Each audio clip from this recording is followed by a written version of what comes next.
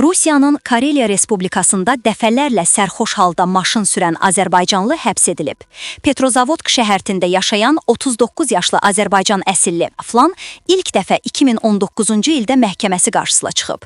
Həmin vaxt sərxoş vəziyyətdə avtomobil idarə etdiyi üçün ona 2000 saat məcburi iş və təxminən 3 il müddətinə sürücülük hüququndan məhrum etmə cəzası verilib.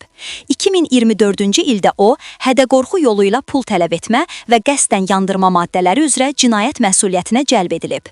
Cəza olaraq ona 4 il şərti azadlıqdan məhrum etmə və sınaq müddəti təyin olunub. Bir neçə ay sonra o, yenidən sərxoş vəziyyətdə sükan arxasında yaxalanıb. Bu dəfə ona 1 il yarım məcburi iş və sürücülük hüququnun alınması cəzası verilib.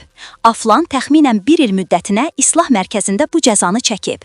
Ancaq yaxınlarda ailəsi ilə görüşdən sonra mərkəzə sərxoş vəziyyətdə qayıdıb.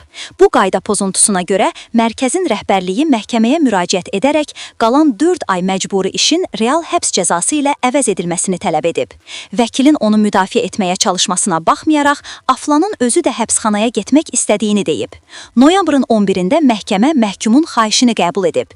Kişi dərhal həbsə alınıb və cəza çəkmə müəssisəsinə göndərildi.